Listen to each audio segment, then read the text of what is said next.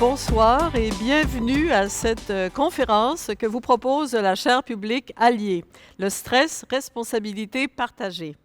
Alors, nous vivons tous et toutes avec une part de stress plus ou moins intense, un stress que les derniers mois de pandémie, de confinement, de restrictions ont sans doute amplifié. Pour diminuer ou gérer le stress, on prône souvent des solutions individuelles, comme si le stress relevait d'un problème personnel d'adaptation, de gestion du temps, de conciliation travail-famille. Ici, au contraire, la responsabilité était partagée. Devons-nous, en tant que société, nous questionner sur nos valeurs et modes de vie? Devons-nous collectivement améliorer nos organisations, repenser notre rapport à la performance et cultiver ou du moins civiliser un peu mieux notre usage des technologies? Alors, nous avons ce soir 3 invités qui vont nous aider à comprendre la nature biologique du stress, ses effets sur les individus et la société et les meilleures façons de lutter ensemble contre un phénomène assez souvent débilitant dans une époque où finalement s'annoncent des enjeux parfois inquiétants. Alors, je vais vous les présenter tour à tour. Caroline Ménard, bonsoir. Alors, vous êtes professeure au département de psychiatrie et neurosciences de la Faculté de médecine de l'Université Laval et titulaire de la chaire de recherche Sentinelle-Nord sur la neurobiologie du stress et de la résilience. C'est bien ça. D'après ce que j'ai lu, vos travaux, très reconnus, se concentrent sur les effets du stress. C'est bien ça? Oui, en fait, nous, on essaie de comprendre la biologie derrière le stress. Non seulement le stress qui peut mener à des troubles de l'humeur comme la dépression, mais aussi les mécanismes derrière la résilience. Parce qu'on pense qu'il ne faut pas juste voir le côté négatif. Peut-être que si on comprend mieux le positif, donc qu'est-ce qui rend les gens résilients, ça va nous permettre de mieux comprendre la biologie, puis peut-être arriver avec des traitements innovateurs ou des nouvelles façons de prévenir le stress. Voilà, parfait. Alors, on a hâte d'entendre quels seraient ces effets régulateurs. Manon Truchon, bonsoir. Vous êtes professeure titulaire à l'École de psychologie de l'Université Laval et chercheur au Centre interdisciplinaire de recherche en réadaptation et en intégration sociale, le CIRIS. Alors, vous êtes spécialiste de santé au travail, donc vous vous intéressez particulièrement à la prévention du stress, tel qu'on l'a fait ou non dans les organisations. C'est bien ça? Oui, exactement. En fait, je m'intéresse aux facteurs de risque et aux facteurs de protection qui sont présents en environnement de travail et aux stratégies qu'on peut utiliser pour justement prévenir, réduire ces risques-là. Alors, on en saura plus également. Et enfin, André Potvin. Bonsoir également. Merci d'être là, vous aussi. Vous êtes professeur titulaire à l'École d'architecture de l'Université Laval, co-directeur du groupe de recherche en ambiance physique. Mais en fait, vous êtes associé à plusieurs groupes de recherche nationaux et internationaux consacrés à l'architecture durable. Alors, est-ce qu'on l'a établi il y a longtemps déjà, ce lien entre stress et architecture? Oui, absolument. Et puis, dans tous les travaux que l'on fait au groupe de recherche, on s'intéresse particulièrement à ces variables de l'architecture qui ont un impact sur le confort. Confort d'abord physiologique, dans notre cas. Là, je me distingue un petit peu de mes 2 collègues ici. Et on s'intéresse donc à voir comment est-ce que l'environnement bâti, la ville et les bâtiments peuvent contribuer à une meilleure santé et bien-être des gens. Voilà, ce qui a un effet direct, évidemment, sur la performance ensuite des individus, des organisations. Tout ça se tient, hein? Je pense qu'on va le voir assez bien. Alors, écoutez, première partie, évidemment, on a besoin de définir qu'est-ce que c'est que le stress, quelles sont ses conséquences. Alors, quelles en sont les causes les plus courantes? Qui sont les groupes les plus touchés par le stress depuis que Hans Sellier l'a identifié? Madame Ménard. Bien, en fait, je crois que la première chose qu'il faut faire, c'est faire la différence entre les types de stress. On a des stress qu'on va dire aigus ou chroniques. Donc, quand on parle de stress aigu, ça peut être quand on est pris dans le trafic le matin, notre cœur va s'emballer, on est un peu frustré, mais on sait que quand on va arriver au travail ou à notre rendez-vous, notre stress va descendre, ça va s'arrêter. Un exemple que j'aime donner aussi, c'est si on est en camping, en plein milieu de la nuit, on entend des bruits, on se demande c'est quoi. Le matin, on se lève. En théorie, si c'est un ours, il va être parti, on espère en tout cas. Sinon, des exemples de stress chronique, ça peut être quelqu'un qui souffre de douleurs chroniques. On ne sait donc pas quand est-ce que la douleur va survenir, puis ça peut être long dans le temps. Donc, en général, le stress chronique, ça va être imprévisible, une bonne durée de temps. Un autre exemple, ça peut être la perte d'un proche. On va vivre un deuil, on ne sait pas combien de temps on va avoir de la peine, ou encore de l'intimidation sociale. Donc, un jeune qui va arriver à l'école, qui va se faire intimider, il ne sait pas quand ça va survenir, puis ça va arriver plusieurs fois, là, fréquemment. Donc, ça fait une bonne différence. Puis quand on parle de troubles de l'humeur qui se développent à cause du stress, parce qu'on sait que le stress, c'est la principale cause de devenir déprimé là, d'un point de vue environnemental, ça va vraiment être des stress chroniques. Donc, sur une longue durée, imprévisibles, puis qui vont arriver là, quand même assez fréquemment. Fait que ça, c'est la forme qu'il faut plus faire attention. Parce qu'un stress aigu, un autre exemple, c'est si on fait une montagne russe, c'est excitant, notre adrénaline, elle augmente, bien, après, si c'est excitant, on va s'en rappeler. Fait que ça a un côté quand même positif, le stress, mais il faut, encore une fois, pas que ça devienne trop long, trop chronique. Voilà, parce que le stress peut nous prévenir d'un danger et nous aide à réagir à un danger posé dans l'environnement. Le stress chronique, on l'observe en milieu de travail, j'imagine, régulièrement et pour toutes sortes de raisons. Liées au milieu, liées aux humains autour de nous, c'est ça? Oui, exactement. En fait, ce que la recherche nous démontre clairement, c'est que lorsqu'il y a un déséquilibre perçu ou réel entre la demande, ce qu'on nous demande de réaliser, versus les ressources dont on dispose pour accomplir notre travail, bien là, il y a un état de mal-être qui va apparaître conséquemment à ça. Et si on ajoute à ça une absence de soutien social, de soutien soit de nos pairs, de nos collègues ou de notre supérieur, bien là, les taux de stress, de détresse augmentent considérablement. Donc oui, on connaît les stress de la même manière peuvent être ponctuelles. Les situations stressantes peuvent être ponctuelles, mais également peuvent être de longue durée. Et là où il y a le plus de dommages, c'est lorsque ça dure dans le temps. Donc, on n'est pas fait pour être toujours fonctionner sur les hormones de stress. À un moment donné, ça peut monter, mais ça doit redescendre aussi. Et jusqu'à quel point l'environnement proprement physique, je pense par exemple à l'ergonomie, le mobilier, la façon dont l'espace est conçu, peut contribuer ou diminuer le stress vécu dans les environnements qu'on connaît? C'est une très belle question, puis j'aime souvent citer Churchill en commençant, là, hein, qui a dit « We shape our buildings and thereafter they shape us ». Donc, l'environnement qu'on suit, il est partout autour de nous. Il nous influence de manière directe et indirecte. Et moi, ce qui m'intéresse particulièrement, c'est la question du confort physiologique, donc en termes de stimuli thermiques, lumineux, acoustiques, olfactifs. Donc, tout ça, bien, on vise à atteindre le confort, bien sûr, mais souvent, l'inconfort peut mener à un grand stress. Donc, c'est le domaine, moi, qui m'intéresse. Et l'autre domaine, bien, c'est la question de l'éco-anxiété, là, qui est beaucoup plus générale et globale, mais face à un désastre annoncé, plusieurs ont un sentiment d'impuissance. Mais ça, c'est nouveau dans le portrait, j'imagine. Hein? C'est une nouvelle source de stress collectif. Oui, absolument. Et puis, c'est beaucoup lié aussi à l'environnement bâti, l'environnement construit, les villes en particulier. Donc, quand on parle de perte de biodiversité, changement climatique, îlots de chaleur urbains, tout ça, c'est finalement l'environnement bâti qui contribue à exacerber le stress en question. Est-ce que l'éco-anxiété et le fait surtout des jeunes, c'est l'impression qu'on a parfois qu'ils sont plus sensibles aux dangers environnementaux. Donc, il y a des groupes touchés davantage maintenant, peut-être qu'avant. Avant, je pensais aux travailleurs, je pensais aux femmes qui travaillaient beaucoup et tout ça. Et là, on a l'impression qu'il y a des groupes où les jeunes, ou les enfants même, apparemment, sont plus stressés. Est-ce que ça se confirme ou c'est un mythe, cette idée-là? Bien, je crois que le stress est vécu. En fait, ce qui arrive, c'est qu'à l'époque, vous faisiez référence, le stress peut être positif parce que ça nous a permis de survivre. Donc, à l'époque, nos ancêtres, dans le temps des hommes des cavernes, vivaient des grands stress, mais c'était quand des le mammouth stress courts. arrivait, C'est ça. il fallait courir. Il fallait se trouver une proie ou quelque chose comme ça. Alors qu'aujourd'hui, on vit beaucoup de petits stress, ce qui fait que notre corps, d'un point de vue biologique, n'a pas de temps pour récupérer. Donc, on va avoir des changements au niveau de la biologie qui vont faire que c'est un peu comme une allergie. Donc, si on est toujours exposé à quelque chose qui nous stresse, à un moment donné, on peut avoir un événement qui va nous stresser encore plus. Puis là, boum, on va vraiment avoir une dépression ou un trouble qui va se développer. Puis ce qu'on voit chez les jeunes, par exemple, c'est qu'il y a beaucoup plus d'un horaire, avoir des échéanciers, Donc, on a moins de temps de jeux libres. Puis là, avec la COVID, ça l'a aussi amplifié. Là, il y a plein de choses qui étaient plus faciles qui le sont moins. On voit aussi, vous avez raison pour l'éco-anxiété. Peut-être parce que les jeunes se disent qu'ils vont le vivre encore plus longtemps, donc ça pourrait faire partie de ça. Puis on a vu, entre autres, avec la COVID, que les femmes, notamment, avec les services de garde, des choses comme ça qui ont disparu, bien, il a fallu tout réorganiser les horaires, réorganiser les repas, réorganiser... En tout cas, je sais qu'au niveau académique, nous, au niveau de la productivité, les articles scientifiques, ça a chuté beaucoup chez les femmes parce que soudainement, il y a des tâches qui se sont ajoutées qui n'étaient pas là, avant la pandémie. Donc, les formes de stress évoluent, mais malheureusement, on dirait qu'il y en a beaucoup, puis ces temps-ci, c'est très imprévisible. Voilà. Qu'est-ce que ça peut provoquer, le stress, comme effet, ne serait-ce que physiologique?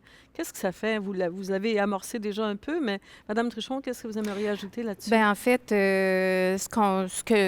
ce qu'on sait, c'est que quand ça dure, dans le temps, en fait, on est conçu pour réagir à des situations stressantes. On est très bien câblé sur le plan psychologique pour bien réagir à des situations stressantes. Le problème survient lorsque, comme je le mentionnais tout à l'heure, lorsque ça perdure dans le temps.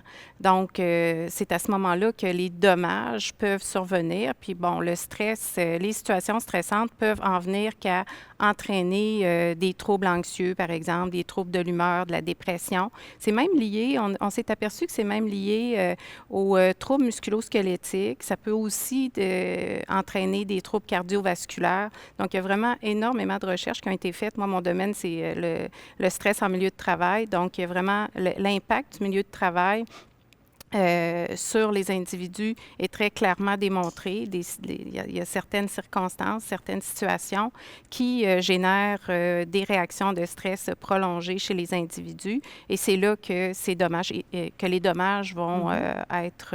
Des dommages, donc, autant physiques que psychologiques. Autant physiques que vraiment. psychologiques, vraiment. Oui, oui. Est-ce que ça peut aussi avoir un impact très négatif sur les relations interpersonnelles, sur l'environnement social, sur la façon dont on vit avec les humains autour de nous? Comment ça se manifeste à ce moment-là? Comme je dis parfois à la blague, quand la coupe est pleine des parents, les enfants trinquent. Hein? Ça, souvent, on va observer ce phénomène-là. C'est certain que ça se répercute sur nos relations interpersonnelles. Et actuellement, il y a comme un mélange entre le travail, la vie privée, avec le télétravail, etc. Donc, on vit actuellement des bouleversements qui peuvent justement se répercuter négativement là, sur nos relations interpersonnelles, c'est clair. Est-ce que les recherches qu'on a faites depuis quelques mois déjà nous indiquent qu'il y a là de nouvelles sources et une aggravation du stress subi dans nos sociétés? Il y a une réorganisation du travail. On a dû se réorganiser rapidement. Plusieurs personnes ont dû basculer en télétravail complètement. Ceux qui sont restés au travail font face à des nouveaux risques, des risques de contamination. On parle d'intensification du travail. On en parlait avant la pandémie, d'intensification du travail, mais maintenant, c'est quand même très présent dans plusieurs milieux. Et donc, nos capacités d'adaptation sont vraiment... On a tous les ingrédients là, pour être un peu plus stressé qu'on l'était.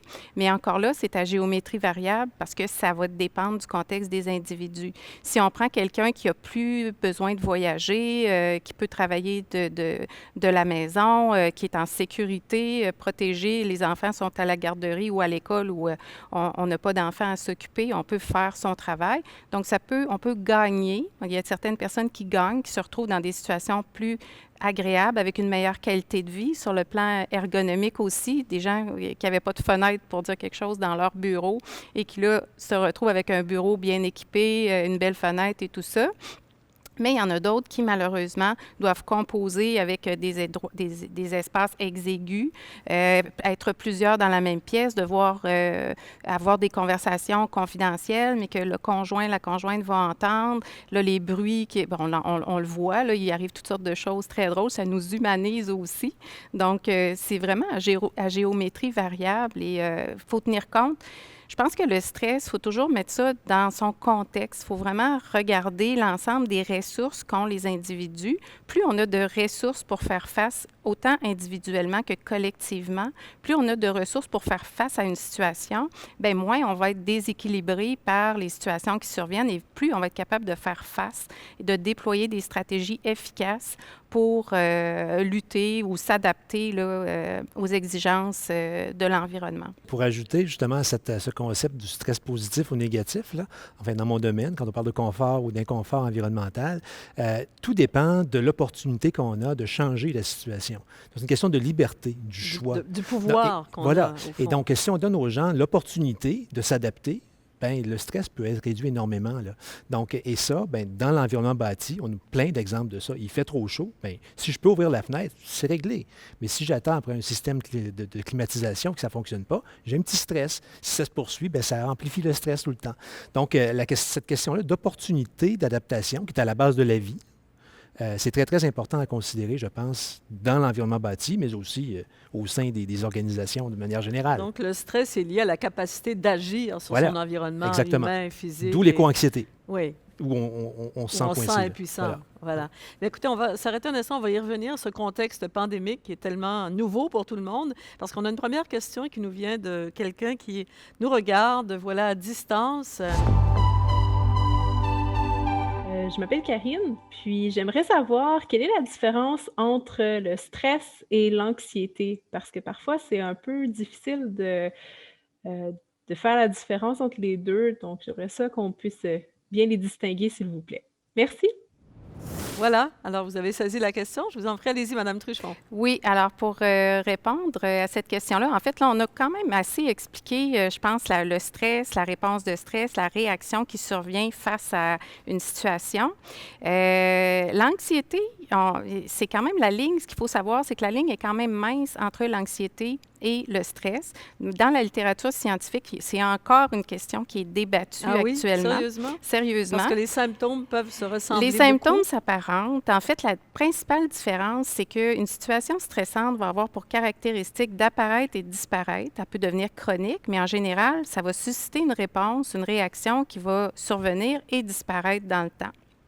Tandis que l'anxiété, c'est, on va parler de traits d'anxiété ou d'état d'anxiété. C'est un état, une réaction qui va davantage être durable et qui ne sera pas nécessairement générée par un événement réel, mais qui peut survenir en l'absence d'événements ou de stresseurs. Je donne un exemple bien concret pour le comprendre. Si j'arrive face à face avec un chien méchant, je vais avoir une réponse, une réaction de stress, mais aussitôt que je vais avoir réussi à me sauver, donc lutter, fuir ou figer, après, la situation va être réglée. Tandis que si je suis anxieuse, je vais commencer à anticiper si je dois me rendre à quelque part. Est-ce que je vais rencontrer un chien? Est-ce que le chien va être méchant? Donc là, le chien n'est pas là, mais je vais quand même avoir l'activation physiologique. Le déclencheur est interne dans le cas de l'anxiété. Oui. Puis là où il faut quand même faire attention, c'est que quand ça perdure dans le temps, si ça nous mène, puis le trouble anxieux, c'est quand même quelque chose qui est assez fréquent. On dit qu'environ une personne sur 5, va avoir des symptômes. Là, donc, c'est quand même quelque chose de fréquent. Là où il faut faire attention, c'est quand, si on développe des symptômes, parce que les symptômes, dans le cas du stress ou de l'anxiété, se ressemblent. On parle d'activation, du battement cardiaque, respiration. Ça peut mener aussi à des troubles gastro-intestinaux, à de l'insomnie, etc. Donc, quand ça dure trop longtemps, bien, il ne faut pas rester dans cet état-là. Je pense que c'est important de ne pas hésiter à en parler pour voir est-ce que c'est toujours normal ou est-ce que c'est... Donc, c'est important de demander de l'aide à des psychologues. Bien, il y a des traitements très efficaces pour les troubles. Quand on parle de troubles anxieux, les troubles anxieux peuvent mener aussi à des attaques de panique, à de l'agoraphobie, à vraiment des troubles très désagréables qui vont nous empêcher de l'anxiété généralisée, qui vont nous empêcher de fonctionner socialement.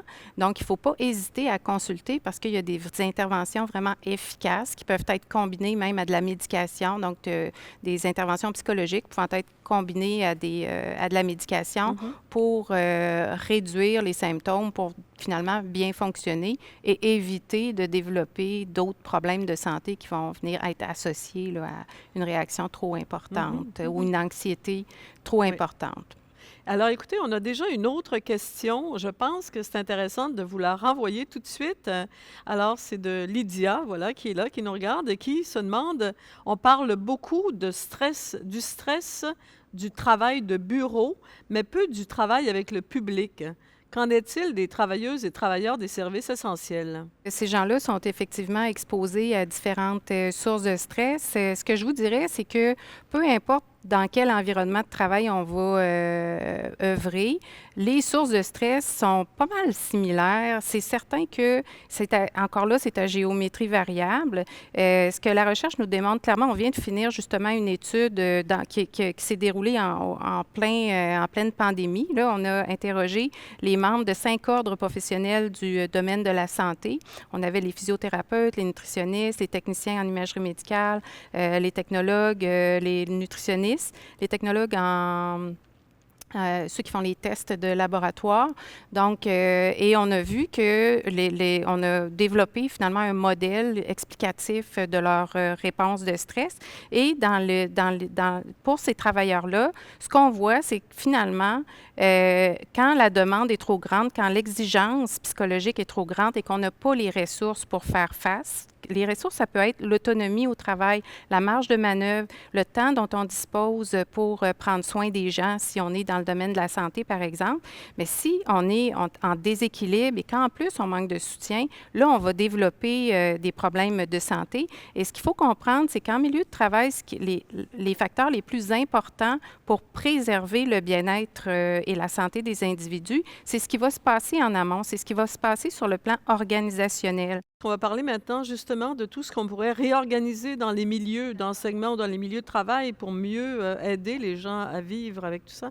Je reviens aux souris, ça m'intéresse. Vous dites que vous travaillez avec des souris. Oui. Est-ce qu'on peut vraiment distinguer chez les souris le stress de l'anxiété ou vous arrivez à recréer les deux? Comment vous faites ça? Bien, c'est une bonne question. En fait, justement, chez les êtres humains, pour tout ce qui est anxiété, troubles de l'humeur, etc., comme la dépression, bien, il faut remplir des questionnaires, il faut le demander.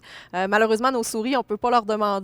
Donc, ce qu'on fait, c'est qu'on tire profit du stress, comme je disais au départ, et aussi mes collègues en ont parlé. On le fait de façon chronique, donc pendant, par exemple, 2 semaines, 3 semaines dans la vie de la souris, des stress imprévisibles, l'intimidation sociale, différentes formes de stress. De l'intimidation sociale entre souris, ça Ouais. doit pas être beau, ça? Bien, on aime ça, l'intimidation sociale, parce qu'on trouve que ça ressemble à ce qu'on vit chez Oui. l'humain. Parce que si, par exemple, la souris, pour lui faire des stress, on lui envoie une puff d'air, on la met dans un tube ou des choses comme ça, c'est moins ce qu'on voit chez l'humain. Alors que l'intimidation sociale, bien, ça, c'est Mais présent. ça se fait comment? Vous envoyez un chat ou... Non, on met une grosse souris bully moins gentille avec une plus petite souris, puis c'est un peu comme une cour d'école. OK, là, Trump, Biden, là. Juste 5 minutes, Ouais. juste 5 minutes, mais après, ils sont dans la même cage avec un séparateur transparent, fait qu'ils peuvent voir l'agresseur. Fait que là, ça fait un stress social comme une cour d'école un peu, là, D'accord. si on veut. Mais ce qui est intéressant, c'est qu'avec ces stress-là, on peut créer de l'anxiété chez nos souris. Donc, ils vont appréhender ce qui va s'en venir. On peut même créer des symptômes de dépression. Par exemple, si on leur donne la chance d'interagir avec une souris qu'ils n'ont jamais vue,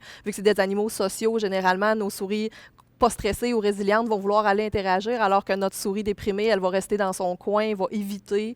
On peut leur donner le choix entre une solution d'eau sucrée ou une solution d'eau normale. Nos souris heureuses vont boire l'eau sucrée parce que c'est nouveau, c'est excitant. Par contre, nos souris déprimées vont rester dans le coin. Donc, ensuite de ça, on peut pas non plus, le problème chez l'humain, c'est qu'on ne peut pas collecter des tissus comme on peut faire avec les animaux. Donc, pour avancer vers la découverte de traitements, bien, les souris nous aident beaucoup. À ce moment-là, on peut récolter, par exemple, le sang, puis voir si on voit des changements au niveau du sang. Une chose qu'on a vue récemment, c'est que nos souris qui sont stressées, qui deviennent déprimées versus nos souris résilientes, ils ont plus d'inflammation dans leur sang. Donc ça, c'est intéressant parce que ça donne un biomarqueur de la réponse au stress. Puis malheureusement, dans la dépression, on n'a pas de biomarqueur encore. Donc, on pourrait dire à des gens qui commencent un traitement, les antidépresseurs, souvent, ça prend 2-3 mois avant que ça fonctionne. C'est long, les gens sont un peu impatients, des fois, sont en crise, donc ils veulent avoir des réponses. Donc là, on pourrait leur dire, bien, au moins, d'un point de vue de votre sang, on voit des changements. Fait que lâchez pas, c'est positif. Fait que nous, ce qu'on fait chez la souris, ensuite, on collabore avec des cliniciens, puis on valide ce qu'on trouve chez la souris. On va voir chez des échantillons humains. On collabore avec des banques de cerveau, comme l'hôpital Douglas à Montréal, des cliniciens qui ont accès avec des participants là, à du sang. Donc, on peut voir nos hypothèses là, chez la souris, voir si ça a de la valeur chez l'humain, ce qui est important tout le temps là, de vérifier ça. C'est ça. Si on peut transposer chez l'humain pour augmenter la résilience des humains. Oui, exactement. Puis comprendre pourquoi pourquoi la souris Comprendre. résiliente est résiliente, parce que ça nous permet de trouver des façons chez l'humain aussi. La résilience, c'est important. Souvent, on dit, on fait face à de l'adversité, puis on se dit, ah, pourquoi moi, tout ça. Mais tous les petits inconvénients, les petites phases d'adversité, ça nous permet de se bâtir une Ouais. résilience. Oui, Monsieur Potvin? Oui, bien, on va passer des souris et on va revenir aux fourmis, peut-être. On parlait des travailleurs essentiels, là, ceux qui Oui, travaillent oui, fort. Non, mais parce que cette question, effectivement, de l'opportunité de changer l'environnement dans lequel on est très, très importante. Et la question de la ventilation naturelle, hein, en temps de pandémie, là, est vraiment très, très, très importante. En Allemagne, hein, ils ont décrété comme ça dans les écoles, hein, qu'à chaque 15-20 minutes, on ouvre les fenêtres pendant 3 minutes pour changer d'air complètement. Mhm. C'est l'OMS qui l'a suggéré, en fait. Oui. Et ça Et, coûte rien en plus. Oui, et voilà. Mais quand on ne peut pas le faire, Oui.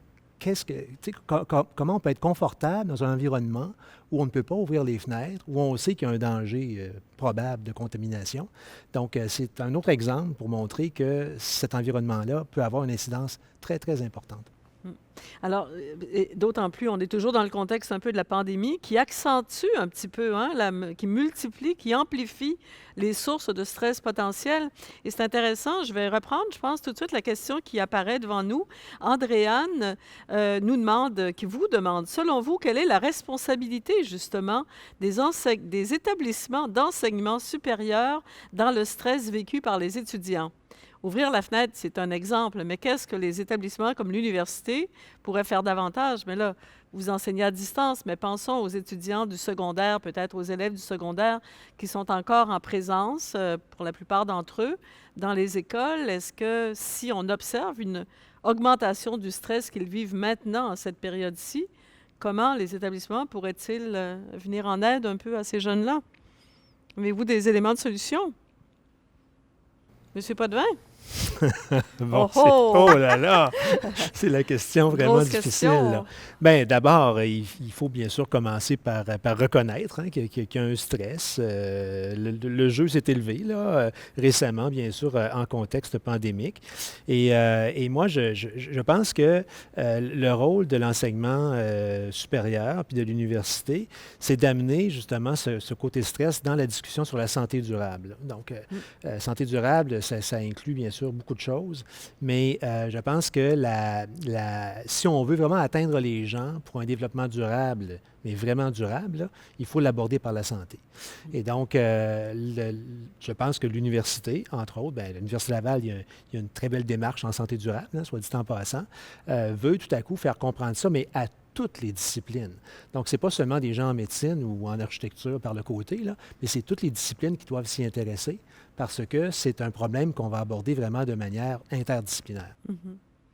Et en attendant qu'on construise les écoles primaires, je pense que vous faites partie aussi d'un groupe de chercheurs qui travaillent sur l'architecture scolaire, là, de ces lab-écoles, par exemple. En attendant, qu'est-ce qu'on peut faire pour, quand on pense aux enfants, aux très jeunes qui sont dans cette situation-là, dans ces écoles-là, peut-être en risque de contamination entre eux, de contamination des parents? Est-ce que là aussi, est-ce que la science peut nous aider à proposer des stratégies aux enseignants, aux directions d'école? Madame Truchon, qu'est-ce que votre expérience en milieu de travail pourrait vous dire? Écoutez, quand on n'a pas de contrôle sur une situation, comme c'est le cas actuellement, on ne contrôle pas grand-chose. Hein? On contrôle notre réaction. Hein, face à des situations stressantes, et là, on est vraiment déstabilisé. Puis écoutez, là, j'ai pas fait de recherche là-dessus nécessairement, mais j'y vais avec ce qui me vient spontanément. Là. Bien, il faut peut-être aussi essayer de pratiquer, de développer la bienveillance envers soi, envers les autres, mais aussi envers soi. Donc, le lâcher-prise, des stratégies d'adaptation qu'on n'utiliserait pas en temps normal, mais qui existent, mais qui, là, on n'a pas le choix là, de trouver autre chose. On les connaît, les stratégies d'adaptation, comme le soutien social, mais le soutien social, est-ce qu'on est en mesure de le donner actuellement, de le recevoir? On est tous confinés, donc c'est pas simple, c'est pas facile. On peut rester en contact les uns les autres, essayer de communiquer par tous les médias sociaux qui existent. C'est déjà un beau début, mais il faut, je pense, revoir nos stratégies, se questionner. Et bon, là, on parle des écoles, mais il faut aussi revoir les attentes par rapport aux étudiants, revoir le contexte dans lequel ils sont pour effectuer leurs travaux. La fatigue visuelle, par exemple, ils sont quand même en mode hybride pour plusieurs.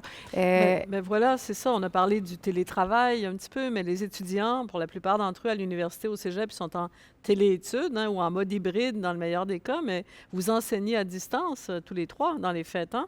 Alors, comment ça se passe? Comment vous le percevez, le stress vécu par vos étudiants et étudiantes ces semaines-ci là, depuis la rentrée? Écoutez, moi, j'ai eu le plaisir, le bonheur, je dirais même, au début de la session, jusqu'à ce qu'on passe la région de Québec au rouge. Là, j'ai eu le bonheur d'enseigner en classe.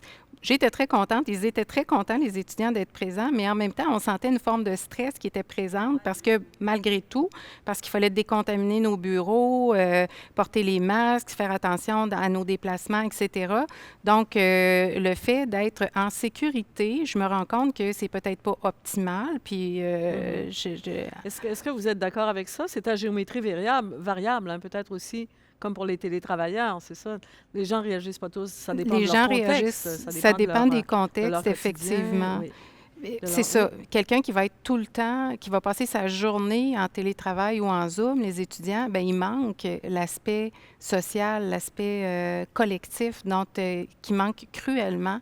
Plusieurs personnes souffrent de solitude et on sait que la solitude, c'est un des aspects qui ne peut pas être comblé par les échanges qu'on peut avoir en virtuel. Par les technologies de communication. Vous voulez ajouter là-dessus vos Oui, étudiants? bien, pour la question de la formation en ligne, moi, je me dis, je suis tellement stressé d'enseigner en ligne que j'imagine que l'étudiant à l'autre bout est encore plus stressé que moi. Et puis, bien, finalement, c'est un petit peu ça, parce que pour nous, les professeurs, d'un point de vue cognitif, c'est assez difficile. Hein? On nous dit, c'est comme conduire. Tu es aussi attentif lorsque tu conduis, parce que tu regardes en avant, puis tu regardes le miroir à l'arrière, sur le côté, partout, tout le temps là. Donc, c'est très difficile au niveau de l'attention, d'autant plus qu'on ne bouge pratiquement pas. Mais le pauvre étudiant, lui, qui est à l'autre bout et qui reçoit cet enseignement-là, comment est-ce qu'il est, lui?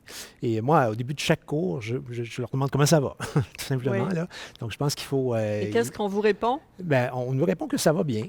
Ça va quand même bien? Oui, ça va bien. Dans la plupart des cas, bien sûr, ça dépend du mode pédagogique du cours. Là. Bon, ils sont tous un petit peu différents.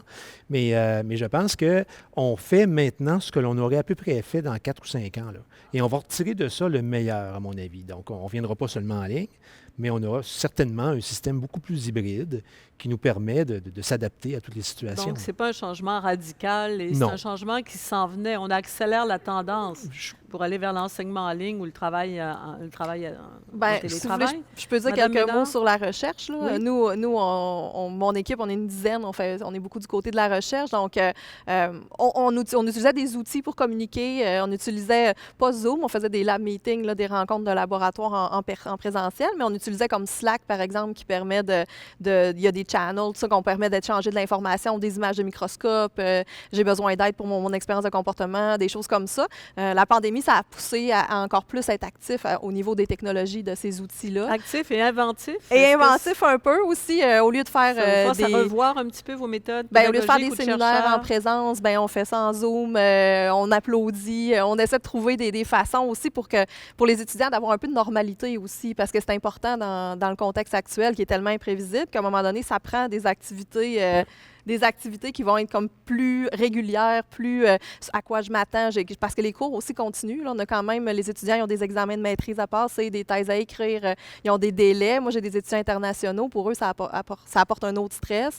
Les frontières ferment. Si leur famille tombe malade, ils vont-ils pouvoir y aller? Fait que ça a été, nous, au début, beaucoup de stress. J'ai parlé de mes souris. Quand on a fermé complètement, les souris, c'était fini. Là. Il a fallu qu'on trouve des solutions, qu'on collecte les tissus le plus vite possible. Puis quand on a redémarré, ça a pris du temps là, à redémarrer. On n'est pas encore à 100 % en fait. On est à 75 nous, au centre de recherche. Donc, il a fallu s'adapter. Il a fallu être résilient, s'adapter, être à l'écoute des étudiants, comme mes collègues ont dit aussi, là, s'il y en a qui ont plus de misère, prendre le temps de les écouter, les rencontrer, trouver des solutions. Puis même nous aussi, comme profs, là, moi, j'en ai fait des rêves anxieux là, avec des rêves bizarres au début parce que, comme jeune prof, tu veux partir, tu veux bien partir, mais en même temps, là, soudainement, tu te ramasses avec une pandémie, puis là, tout vient de changer, là, les conditions, puis tout ça. Puis le stress des étudiants, nous aussi, on le vit, là, comme tu disais, tu sais, on n'est pas déconnecté, là. Ouais. Est-ce que, vous parliez de facteurs, est-ce qu'il y a des facteurs aggravants dans tout ça?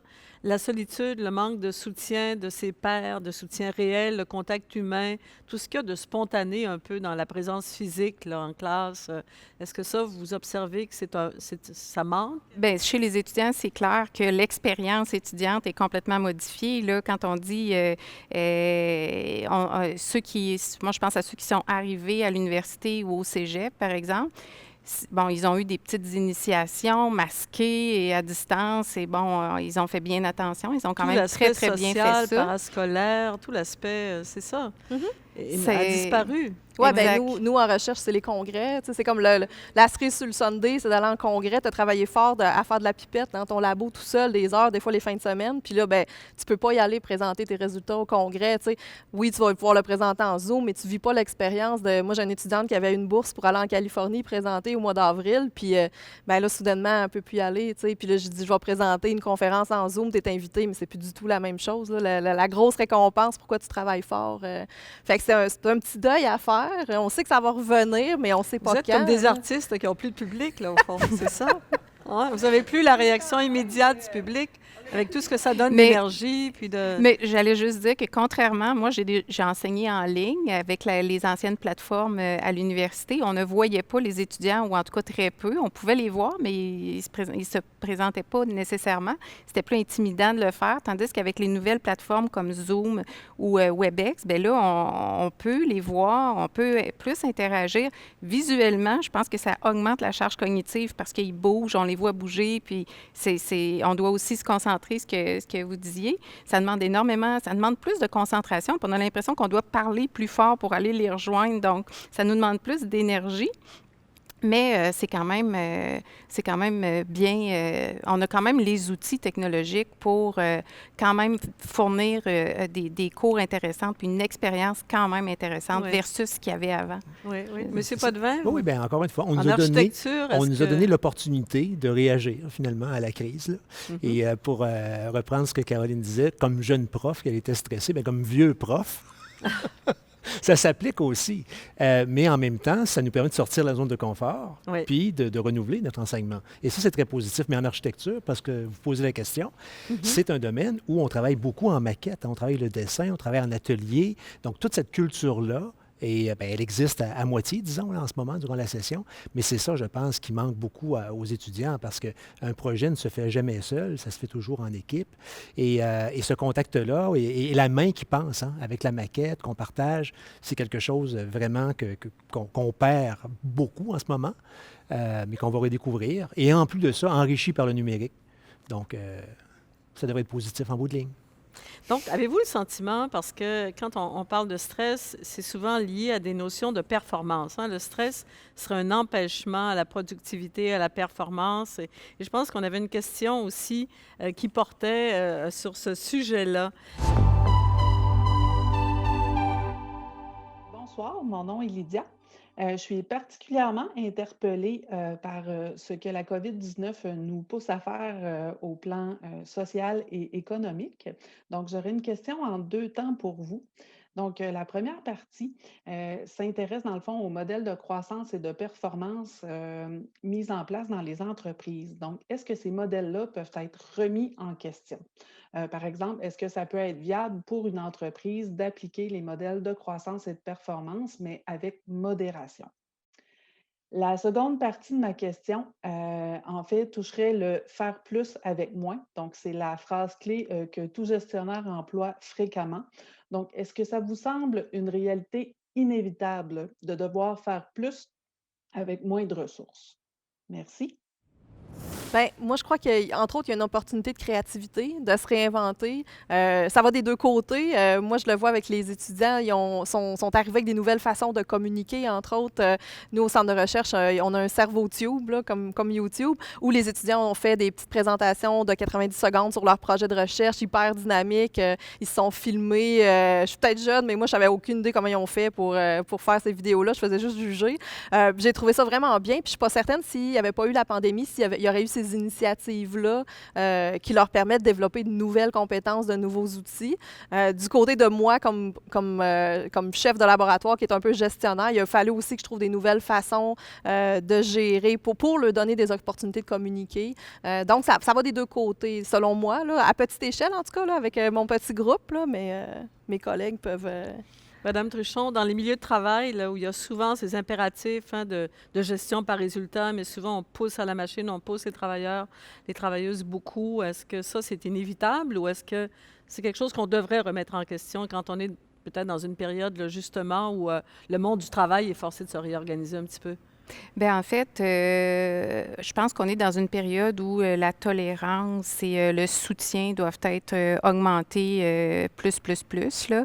Puis, de la même manière qu'on fournit aux travailleurs des équipements de protection individuelle pour se prémunir des virus, pour se prémunir des contaminations chimiques, etc., on devrait être aussi sensible dans nos organisations à ces stresseurs invisibles, ce stress invisible-là, que sont les facteurs de risques psychosociaux, et on devrait fournir aussi des équipements de protection, non pas seulement individuels, mais organisationnels, collectifs. Et ça, la recherche aussi le démontre clairement. On sait maintenant que de la même manière qu'on peut créer des environnements exempts de risques ou en tout cas protéger la santé, la sécurité physique, on peut aussi protéger la santé et la sécurité psychologique des individus par des pratiques, des politiques, des procédures qui sont possibles, qui peuvent être mises en place pour justement préserver la santé mentale et physique, parce que les deux sont interreliés. Les deux sont liés.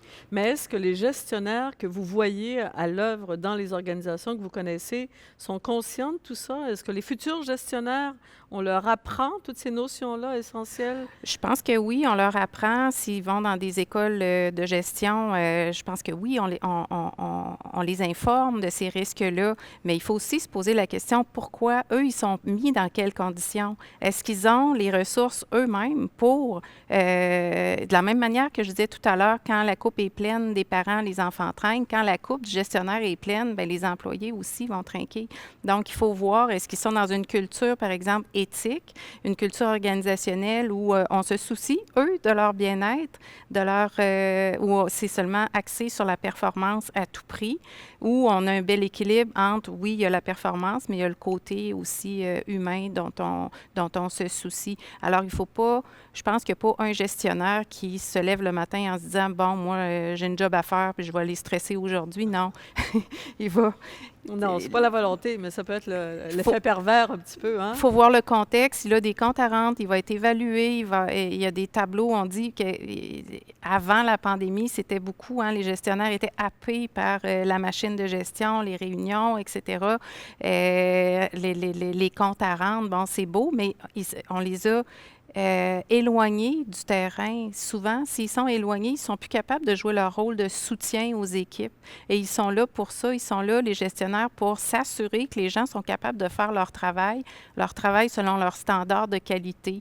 On parlait tout à l'heure du milieu de la santé. Bien, ça a été un gros problème de ce qu'on a vu dans nos recherches antérieures. Les gestionnaires étaient éloignés des équipes et les équipes se retrouvaient tout seuls, et c'est encore le cas actuellement, à qui on demande pour régler tel problème. Il y a des problèmes vraiment, des situations vraiment banales, et les gens ne savent plus vers qui se retourner pour le régler, parce qu'il n'y a plus personne qui s'occupe de ça. Donc, il y a vraiment, au niveau, là, on a fait du ménage au niveau de la gestion, mais ça crée des effets justement pervers. Voilà, donc il faut vraiment réévaluer, l'occasion est belle, les modes de gestion des organisations, quel que soit le type d'organisation. C'est ce qu'on dit pour mieux faire que tout le monde, au fond, comprenne l'importance du bien-être psychologique des travailleurs, abolir les causes de stress dans l'environnement, et ça vaut pour l'environnement physique. Est-ce qu'on peut redessiner les environnements de travail? Est-ce que c'est à la mesure de la plupart des organisations? Là, vous donnez l'exemple des écoles qui n'ont pas toujours des fenêtres, Ouais. l'accès à l'extérieur n'est pas toujours possible. Ici, par exemple, c'est une belle salle de l'université. Ouais. Quelle note vous donneriez à cette salle-là, M. Potvin? Bien, pour l'acoustique, c'est 0. Il n'y a Bon. pas de fenêtre non plus. Non, Mais- mais alors, je vais faire un petit retour sur ce dont Sérieusement, on oui. parlait par rapport aux gestionnaires, là. Donc, cette course à la performance-là, bien entendu qu'il y a une limite, hein, j'ai l'impression. Mais ce que l'on sait, puis c'est prouvé par plusieurs recherches, c'est que des environnements dans lesquels on a accès à la nature, à la lumière naturelle, la ventilation naturelle, des matériaux naturels, ça augmente la productivité des gens. Donc, sans qu'ils s'en rendent compte, en quelque sorte, là. Donc, je pense que c'est très positif pour la question stress. Ça diminue l'absentéisme aussi énormément. Donc, et c'est prouvé dans les écoles, hein, bien éclairées, bien ventilées, que la performance des étudiants augmente aussi.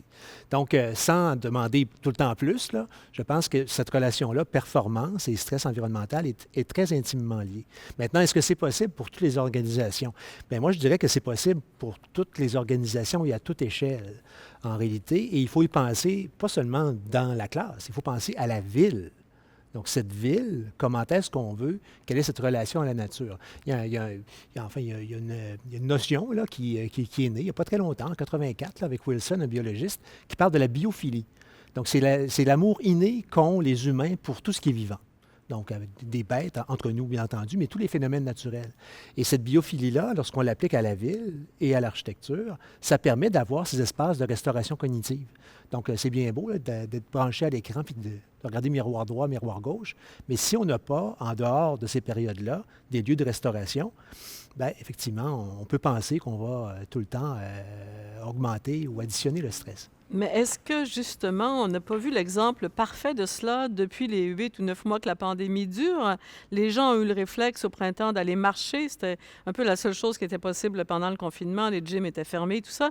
Mais je pense que les gens ont envie de continuer d'être à l'extérieur et d'approfondir ou de renouveler leur rapport à la nature autour d'eux. Est-ce que c'est pas l'une des leçons qu'on peut prendre de la Oui, bien pandémie? absolument. Et puis, en fait, la pandémie, c'est une crise, moi, que je dis spatio-sociale. En réalité, le confinement, la distanciation ont complètement transformé le rapport du corps dans l'espace et envers les autres. Tu sais, puis il y a un chercheur en 66, je pense, là, Edward T. Hall, qui parlait de la proxémie et qui avait défini ces questions de bulle intime, personnelle, sociale et publique. Et c'est comme si tout à coup, avec la distanciation, ce qui devrait être intime devient mais, socialement inacceptable, là. Et ça, on le voit, hein, des comportements de protection, hein, aussitôt qu'on entre à moins En d'un fait, on n'a mètre et pas de demi. problème à garder le 2 mètres avec des Oui, étrangers. mais Mais dès qu'on veut être des Oui, proches, oui. quand Mais on la- est près de nos amis, Oui. on veut se rapprocher. C'est là que Et le la 2 pandémie mètres devient a difficile. révélé justement ce besoin dans des espaces verts et ouverts, là. Donc, hein, la CEPAC a été débordée, bien sûr. Les parcs urbains se sont montrés insuffisants dans les villes. Donc, les rues, lorsque la voiture n'y était plus, ont été, bien sûr, occupées par les piétons. Donc, je pense que ça, ce sont des transformations durables du milieu bâti qui seront très, très positifs. Si on par les rapport garde, si elles deviennent, justement, si elles s'inscrivent. Bien, elle s'inscrit finalement dans tous les nouveaux mouvements d'urbanisme, entre autres, là. Et ce qui est vraiment intéressant de considérer à ce niveau-là, c'était que la vieille ville avait souvent ces espaces, ces microclimats, hein, même thermiques, là, intéressants. Je pense, promenons-nous à Québec en hiver et à Québec sur le campus. Ça change complètement les choses, là. Donc, à Québec, en hiver, on se promène, microclimat intéressant, on rencontre quelqu'un, on lui parle. Donc, d'un point de vue interpersonnel, ça change tout. Mais sur le campus, on se sauve parce qu'on est battu par les vents, il fait froid et le reste. Donc, je pense que la pandémie nous fait redécouvrir ça et l'importance de cette relation à la nature qui est vraiment essentielle. Donc là aussi, il y a une opportunité à saisir, là, Absolument. collectivement. Absolument. Et justement, une question nous arrive, voilà, de quelqu'un qui nous regarde. Est-il démontré que les dommages liés au stress chronique, notamment cognitif, peuvent être renversés par l'exercice physique, par exemple? Alors, Je peux répondre. Madame Bénard, oui? Je peux répondre à ça en disant que. Qu'est-ce ben, que vos souris vous disent chez les là-dessus? souris. En fait, on a reçu des subventions dans les 2 dernières années justement pour essayer de répondre à ces questions. Ah oui? À la fois le stress chronique, l'exercice et le cognitif. Donc, vos impôts vont être bien utilisés. Donc, en fait, nous, le problème avec l'humain, ce qui arrive, c'est que souvent, les différents paramètres ou les différentes conditions vont toutes être mélangées. Quelqu'un qui va commencer à faire de l'exercice va probablement manger mieux, va dormir mieux. Donc, tout ça devient mélangé, fait que ça devient difficile à savoir lequel Quel facteur lequel est le facteur plus a décisif, c'est ça. ouais. Alors que chez les souris, ben, on peut contrôler. Fait que là, j'ai justement un étudiant qui va comparer si on donne un environnement enrichi à notre souris, donc on lui donne un nid, des tuyaux, des amis, donc vraiment quelque chose de le fun. Un autre souris, elle a accès à une roue, donc elle peut vraiment faire de l'exercice physique. Fait qu'après ça, on va comparer tous nos paramètres biologiques, donc le sang, mais aussi le microbiome, donc les petits organismes là, qui nous habitent. De plus en plus, on se rend compte que ça influence là, notre cerveau, notre comportement. Donc, on collecte tout, le cerveau, tout ce qui est côté immunitaire, vasculaire, puis on fait vraiment un bilan de santé là, de notre souris. Fait qu'on va pouvoir avoir des réponses. Là. Par exemple, est-ce que la souris qui court le plus dans sa roue, elle a fait tant de tours pendant la nuit, c'est elle qui est plus résiliente? Puis qu'est-ce qui a changé dans sa biologie pour la rendre résiliente? Versus l'autre à côté qui, elle, était la plus sociable, a beaucoup interagi avec ses amis souris, ben qu'est-ce qui est différent dans sa biologie? Fait qu'on va essayer de trouver des réponses là, à ces questions-là. Puis justement, d'un point de vue cognitif, est-ce qu'on, si on la met dans un labyrinthe puis qu'il faut qu'elle trouve le bon bras avec la récompense au bout, est-ce que celle qui a couru est meilleure là-dedans? Donc, on va essayer de répondre, là, disséquer ces espèces de... tous ces paramètres-là, comme vous disiez, là, que chez l'humain, c'est difficile, ils sont mélangés. Aussi, les gens répondent à des questionnaires, puis des fois, ben, on n'est pas tout le temps 100% honnête quand on Non, répond et à on des s'évalue questions. pas toujours justement non Exactement. plus. Hein? C'est ça, c'est ça. Alors écoutez, il y a un autre aspect, on a parlé de la pandémie, des milieux de travail, mais dans les milieux de travail, mais dans nos maisons aussi, le numérique a pris une place démesurée. Et est-ce que ça peut devenir un facteur de stress supplémentaire que d'être comme travailleur constamment appelé par son employeur, même si on est chez soi à n'importe quelle heure, d'être peut-être surveillé par nos ordinateurs. Et à la maison, on voit les jeunes qui ont passé beaucoup plus d'heures que d'habitude depuis la pandémie devant leurs ordis, c'est ce que j'ai lu du moins. Est-ce que là, on a un facteur, objectivement, un facteur de stress supplémentaire et inquiétant, d'après ce que vous en savez? En fait, les nouvelles technologies de l'information et des communications, les NTIC, qu'on les appelle, sont associées justement à un nouveau phénomène qu'on appelle le stress numérique ou le technostress. Et par contre, parce que en fait, c'est dû à l'ubiquité, le fait que nos appareils mobiles nous permettent maintenant d'être accessibles, d'accéder à notre travail en tout temps et en Voilà, tout on lieu. est donc toujours disponible. On est toujours disponible, toujours... La frontière est en train de s'abolir un peu entre la vie privée et la vie de travail. Exactement. Donc, la frontière, on dit qu'elle est maintenant perméable et de plus en plus. Donc ça, oui, ça peut devenir problématique. Et c'est pour ça, par exemple, en France, on parle de droit à la déconnexion. Donc, il faut, si l'État ne l'impose pas, il faut se l'imposer soi-même parce que c'est pas sain. Maintenant, nos loisirs sont sur Internet, nos échanges sociaux sont sur Internet, notre travail, notre magasinage, tout se fait maintenant. Même l'exercice physique, on peut le faire en ligne sur Internet. Et donc, il y a l'Internet des objets aussi maintenant. Les objets vont se parler entre eux dans la maison et parler à Google ou parler à... Enfin, il y a tout ça. Et ça, comment on réagit à ça? Parce que là aussi, c'est une... Est-ce qu'on a la capacité d'agir pour mieux contrôler, gérer cette situation-là comme individu, comme parent, comme travailleur? Mais ça prend de l'autodiscipline d'une part, mais c'est aussi dans l'environnement de travail de pas d'avoir des saines habitudes, de pas envoyer des courriels et s'attendre, par exemple, à ce que l'employé réponde dans la demi-heure ou la fin de semaine ou les soirs. Donc, servir aussi d'exemple, essayer autant que faire se peut de ne pas envoyer des courriels la fin de semaine et les soirs, là, si on est gestionnaire. Ça peut être une bonne idée.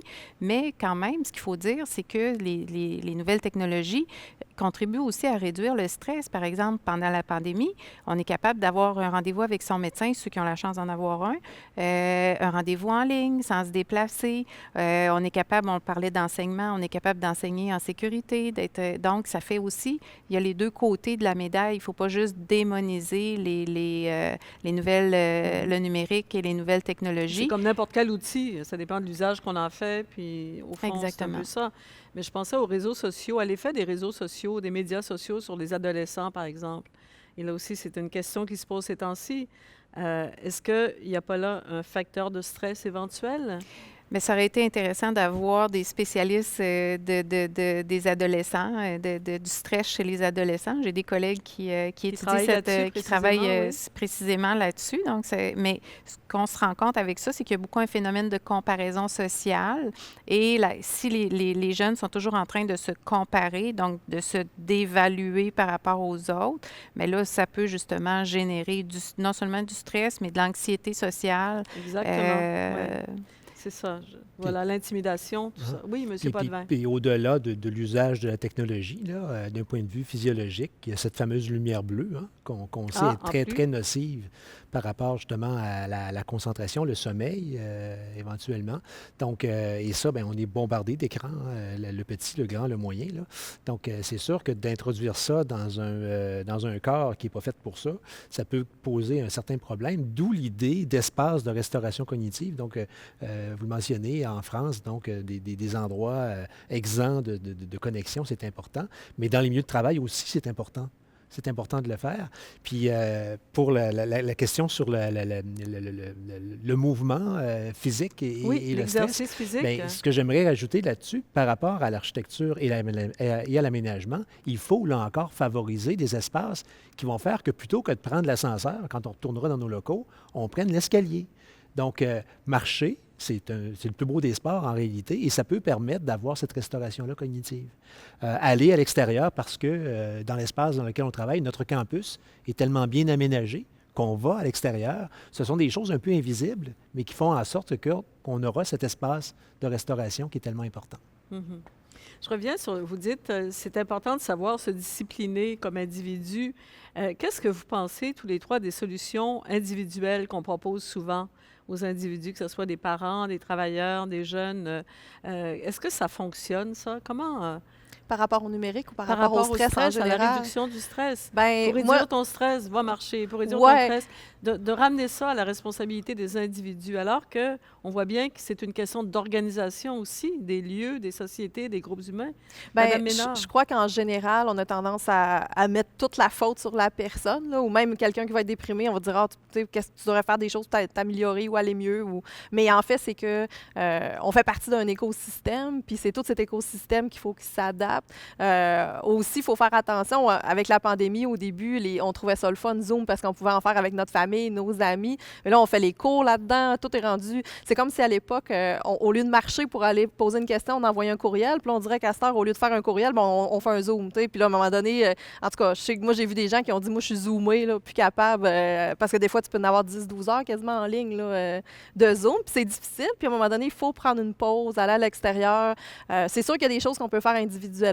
Ça peut être juste de se déconnecter en se disant, moi, je mets de la musique forte avec des écouteurs, 15 minutes, je danse, puis je me défoule, puis après ça, j'y retournerai. Tu sais, juste pour se donner un... Le stress, des fois, c'est juste ça qu'il y a besoin pour redescendre, de se donner un 15 minutes, là, de s'offrir un 15 minutes, même si on a les enfants, le travail, tout ça, là, juste avoir une période pour soi. Des fois aussi, se donner une routine, puis se définir des moments, là, OK, je prends un bain, je relaxe, ça, c'est juste mon moment à moi. Puis oui, comme organisation, c'est sûr qu'il y a des choses qui peuvent être améliorées si les gens font pas attention puis planifient des rencontres après rencontre après rencontre. À un moment donné, on devient, là, c'est trop. Puis il y a plein de choses que les gens ont développées avec la pandémie, faire plus de cuisine, faire des recettes. Faire du pain, puis il y a beaucoup de gens qui sont mis à se connecter avec les technologies qu'ils ne le faisaient pas avant aussi. Voir leur famille de façon virtuelle. Au lieu de se voir 2 fois par année, ben, tu te vois 1 fois par mois, c'est le fun. Là. Ça fait des... C'est bénéfique, en fait. Bon, voilà. Alors, ça a pu des fois améliorer les relations familiales. Oui, entre autres, avec les amis aussi. Mais en milieu de travail, je pense qu'il y avait des questions qui étaient suggérées.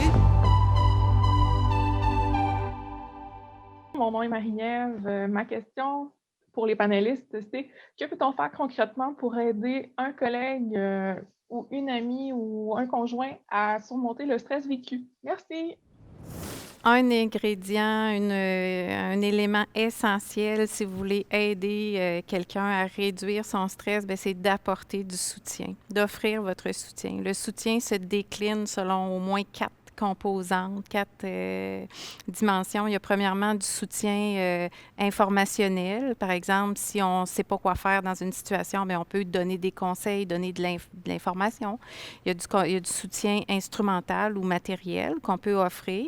Si, par exemple, quelqu'un a un dossier à réaliser qui n'arrive pas, on peut venir lui offrir notre aide concrètement. Si c'est un stresseur, une maladie ou un événement lié à la santé de quelqu'un de vos proches, vous pouvez lui offrir d'aller lui faire de la cuisine ou garder les enfants. Donc ça, c'est du soutien instrumental. Il y a du soutien d'estime aussi qui peut être offert. Donc dire à la personne, bon, c'est normal, la normaliser, la reconnaître dans sa capacité à faire face à la situation, donc, et l'encourager. Hein, et il y a aussi du soutien donc instrumental, estime, le soutien émotionnel, d'offrir son amitié inconditionnelle ou son amour inconditionnel à quelqu'un, plutôt que d'en rajouter s'il arrive une situation difficile. C'est pas une bonne idée. Souvent, quand on est très proche de quelqu'un, qui lui arrive quelque chose, là, on va l'écouter, puis on va en rajouter par-dessus, plutôt que d'écouter, d'accueillir, puis de venir le soutenir. Alors, je pense que le soutien, c'est vraiment un ingrédient qu'on devrait, le soutien et la bienveillance qu'on devrait utiliser sans modération envers nos proches qui vivent des situations difficiles. Voilà. En milieu de travail ou ailleurs. Hein. C'est en vrai milieu dans de travail couples, ou ailleurs. dans les familles, c'est vrai en amitié. Partout.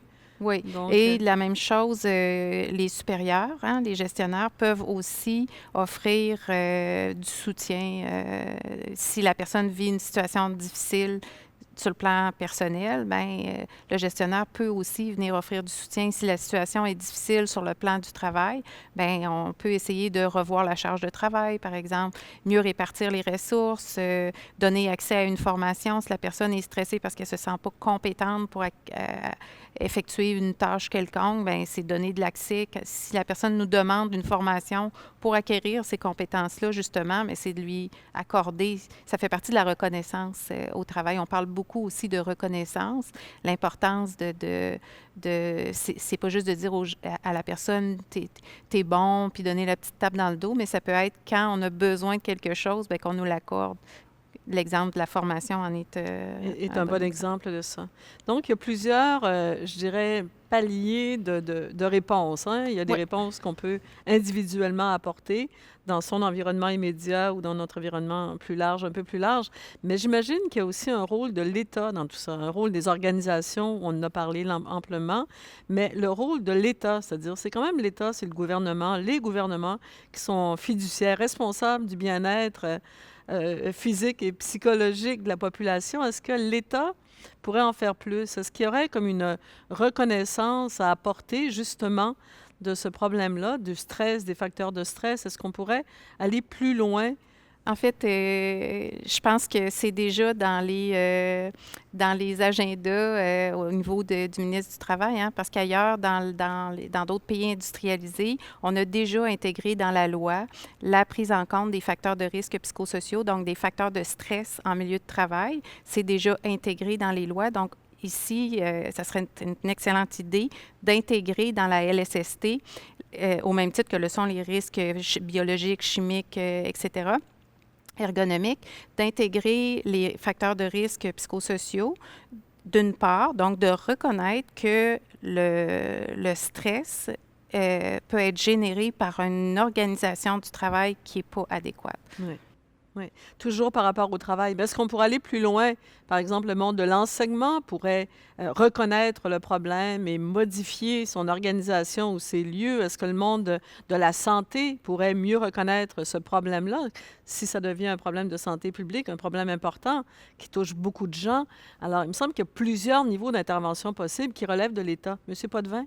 C'est certain que d'un point de vue de l'enseignement supérieur, on en parlait tout à l'heure, là, mais il y a un devoir d'exemplarité, là, quelque part. Ouais. Et je pense que notre institution fait des choses quand même remarquables. Là. On a Mon Équilibre UL, entre autres, là, qui est un organisme tout à fait unique. Mais je pense que d'un point de vue normatif, il faut y arriver aussi. Là. Et dans le domaine des bâtiments verts, bâtiments durables, on a parlé longtemps d'efficacité énergétique, performance énergétique et le reste. Mais maintenant, ce qui entre, c'est la question de la santé durable et la question de l'usager, de l'habitant de l'espace. Et il y a de nouvelles normes d'accréditation. Je pense à l'organisme WELL pour Well-Being, Fitwell, Living Building Challenge, toutes des choses comme ça qui arrivent, qui deviennent vraiment très, très importantes et qui modifient, bien entendu, le milieu physique par les professionnels, mais qui font en sorte que des milieux existants aussi peuvent se transformer, là. Et ces normes-là, finalement, elles peuvent être adoptées par des organisations, l'université entre autres, mais bon, aussi au niveau étatique, à mon avis, pour vraiment transformer au moins ce que l'on peut transformer de manière tangible, là, l'espace physique autour de nous. Ensuite, bien sûr, il y a tous les aspects psychosociaux dont vous parlez, qui sont fort, fort intéressants, mais ce que l'on peut transformer durablement, parce que c'est de la matière, bien, attaquons-nous à ça, d'abord. Et les architectes que vous formez à l'université seront tous conscients de tout cela? Bien, on l'espère. Et puis, parce que la formation est importante. De la même façon, oui. En faculté de médecine, ouais. Est-ce qu'on accorde assez d'importance ouais. à l'enjeu du stress dans la formation des futurs médecins, mais aussi des psychologues, des psychiatres? Je crois que ça fait de plus en plus partie de la formation. Non seulement au niveau de la formation, mais les instituts de recherche en santé du Canada, par exemple, qui donnent le financement au niveau de la recherche, sont de plus en plus conscients aussi que la prévention est un enjeu et est très importante. À l'époque, quand j'étais étudiante graduée, on finançait beaucoup la découverte de médicaments, des choses vraiment quand on est rendu au problème, là, puis qu'il faut trouver une solution. Alors que de plus en plus, on s'en va vers la prévention, essayer de trouver des bonnes habitudes de vie. Qu'est-ce qu'on peut aller faire en amont, aller plus vers le préventif que d'aller toujours vers le curatif. Ça aussi, c'est une façon différente de penser. Donc, ça donne aussi du contrôle un peu plus à la personne, de dire, tu sais, il y a des moyens de faire attention à soi, à sa santé, à son environnement qui vont faire que tu vas être plus heureux, plus en santé. C'est des façons différentes de penser, de juste trouver la molécule miracle qui va guérir le cancer, l'Alzheimer, etc. Donc, c'est une façon différente de voir les choses que je crois que les nouvelles générations sont plus conscientes de ces enjeux et plus formées dans cette optique-là. Oui, Madame Truchon. Je pense aussi que ce qui serait bien important, c'est d'amener les gens à prendre conscience qu'il existe une différence entre la promotion de la santé puis la prévention primaire. Les stratégies de promotion de la santé, on les connaît, hein, bien manger, bien dormir, faire de l'exercice, etc. Mais la prévention primaire, qu'est-ce qu'on peut faire en amont dans nos sociétés, dans nos organisations? Qu'est-ce qu'on peut faire pour réduire les sources de stress, que ce soit sur le plan de l'environnement physique, des conditions de réalisation du travail, des ressources qui sont disponibles, etc. Ça, on sait que quand ce n'est pas pris en compte, mais ça génère du stress. Mais évidemment, je pense que la promotion... On le voit quand on parle de la santé durable, les campagnes là, de promotion de la santé, faites attention à vous, prenez soin de vous. C'est beaucoup centré sur l'individu, mais il faut aussi voir les deux côtés de la médaille. Oui, il y a l'individu, mais il y a justement les organisations, les institutions, nos gouvernements, les lois, etc. Là, c'est un tout. Moi, je m'appelle Vanessa. Puis, en fait, je voulais savoir comment est-ce que c'est possible d'organiser le milieu de travail pour qu'il soit moins stressant pour les employés? Il y a aussi les formes de stress. Donc, c'est pas tous les gens qui vont gérer aussi des stress sociaux versus des stress de performance, quand c'est imprévisible. Donc, en tout cas, je sais que, par exemple, moi, je me rends compte qu'avec les étudiants, chacun va avoir une façon avec les échéanciers, puis ça, de bâtir autour de qu'est-ce que l'étudiant, je vois que ça le stresse. Peut-être parce que je travaille là-dessus, je suis un peu plus sensible à la question. Oui. Mais des fois, il y en a qu'on le voit, c'est vrai, qui carburent au stress, que pour eux, avoir des échéanciers serrés, ça les fait performer. Alors que d'autres, il y a mieux que avoir du temps, se planifier, s'organiser. Fait que ça, il faut être sensible à ça en tant que gestionnaire. Puis au niveau des organisations plus grandes aussi, j'imagine que c'est un peu la même chose. Il faut que les gestionnaires soient plus sensibles aux différences individuelles. Nous, c'est ce qui nous intéresse. Là. La réponse au stress, il y a vraiment des différences. C'est un spectre, là. C'est pas noir ou blanc. Puis, fait que les gens Puis des fois, il y a quelqu'un on a l'impression qu'ils carburent puis sont heureux, mais qu'à un moment donné, ça peut briser. Ça va craquer, là. Ou quelque chose dans leur vie personnelle va arriver. Puis faut faire attention, comme tu disais, les 4 paliers, là, de vraiment être à l'écoute puis de vraiment le soutien, c'est super important. Mais vous êtes à l'écoute, c'est votre sujet en plus, là, vous. Hein? Les étudiants sont vos souris vivantes, là. Oui, j'essaie de pas bien stressé à deux trop, pattes, oui. Mais est-ce que les gestionnaires ou des gens dans les organisations sont assez conscients de tout cela? C'est-à-dire de qu'est-ce que c'est le stress, qu'est-ce que les facteurs de risque, les facteurs de protection qu'on peut construire et tout ça? Est-ce que vous pensez que oui, Madame Truchon, dans Ben, les organisations? Moi, je au pense que travail, de là? plus en plus, entre Oui. autres au Québec, il y a des mouvements. C'est certain que ça demeure sur une base volontaire, les actions qui sont faites. Hein. Il n'y a pas de loi qui oblige les organisations à prendre en compte ces facteurs de risque-là. Donc, actuellement, Est-ce c'est que ce fait serait sur une bonne idée qu'il y ait des lois? Ben oui, que ce soit intégré dans la LSST. On parle de moderniser la LSST, la loi sur la santé et sécurité du travail. Ça devrait faire partie de la modernisation de la loi qui a été écrite dans les années 70. Donc, il faudrait revoir ça. C'est dans c'était dans les intentions du ministre du Travail Monsieur avant la Boulet? pandémie. Mhm. Donc, espérons que ce sera fait. Mais oui, ce serait vraiment... Et de doter aussi nos organisations d'instruments, de mesures. C'est pas tout de dire qu'il faut le prendre en compte, mais l'évaluer. comment on va évaluer ça? Tout à fait. Puis, qu'est-ce qu'on fait avec ça? Donner aussi la parole aux gens qui le subissent, le stress, pour voir eux, pour justement tenir compte, peut-être qu'il y a des individus qui, eux autres, ça. carburent à ça, puis c'est correct, cette période-là, c'est parfait, puis laissez-les aller. Tandis qu'il y en a d'autres que, ouf, ils en ont trop. Donc, qu'est-ce qu'on peut faire pour mieux répartir la charge pour ces individus-là qui sont dans une période peut-être plus vulnérable, où ils ont besoin de plus de soutien ou plus de formation? Donc, il faut être très à l'écoute. Je te rejoins là-dessus, Caroline. Donc, il faut être à modifier l'écoute. la loi du travail, est-ce qu'on devrait modifier le code du bâtiment? De la même façon, pour obliger la construction ou la rénovation des édifices publics, du moins. Tu sais, le Code du bâtiment est là finalement pour vraiment veiller à la sécurité physique des gens. Là. C'est d'abord contre l'incendie et les désastres. Là. Mais Mais bien est-ce que ça entendu, pourrait aller plus loin bien vers entendu, une certification est-ce que well-being? oui, voilà. Justement? Donc, que ce soit intégré au code, c'est une autre chose. C'est déjà assez complexe. On est toujours en retard sur le code. Mais les certifications environnementales sont très intéressantes à ce niveau-là. Et on parlait d'évaluation. Il y a ce qu'on appelle des évaluations post-occupationnelles. C'est vraiment pas courant en Amérique. En Europe, c'est très courant. En Angleterre, entre autres. Donc, tu construis un nouveau bâtiment, les gens l'occupent, on fait une évaluation post-occupationnelle. Et ça compte tout, là, le confort thermique et tout, le stress.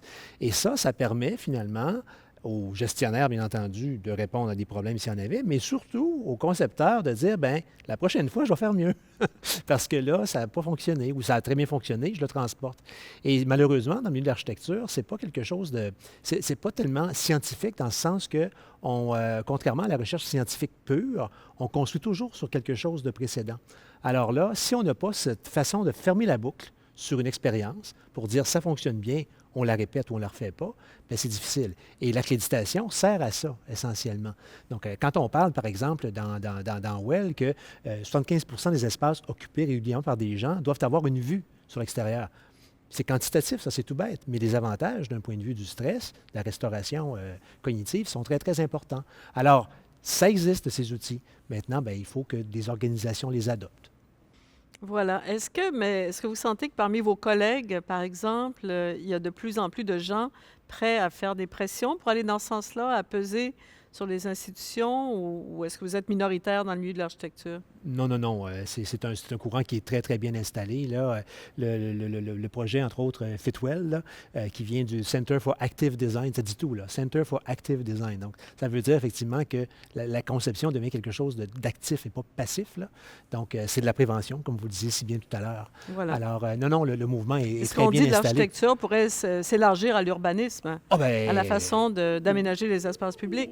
Oui, puis Pour faciliter le transport actif, faciliter l'exercice. Absolument. Les Donc, parcs. on parle de la ville conviviale. On a un organisme, Vivre en ville, hein, à Québec et à Montréal, qui font des choses absolument fantastiques pour s'assurer que cette ville revienne à l'échelle humaine. Plusieurs chercheurs l'ont démontré. Je pense à Jan Gehl, là, qui parle des villes à l'échelle humaine, justement. Donc, et les vieilles villes ont souvent ce cachet-là. Hein. Quand on va en Europe, on est toujours fasciné par les centres urbains qui ont la densité tout à fait juste pour Ils sont supporter à dimension humaine. Hein, exactement. aussi. Ouais. Jane Jacobs, hein, dans les années 60, là, la mort et la vie des grandes villes américaines, elle disait, bien, il y a une densité, un moment où le sentiment de sécurité est généré par la forme. Pour être vu pour voir et être vu, qu'elle disait. Et ça, c'est aussi très, très important. Et on revient à ça. On revient vraiment à ça au niveau des villes. Puis moi, je me bats toujours un petit peu pour cette densité juste, là, parce que c'est la seule qui peut supporter toutes ces stratégies dont on parlait là. Éclairage naturel, chauffage solaire passif, énergie renouvelable, refroidissement passif. Tout ça, ça se fait si on a un tissu urbain qui nous permet de le Qui s'y faire. prête. Et Oui. les co-bénéfices sur la santé sont énormes.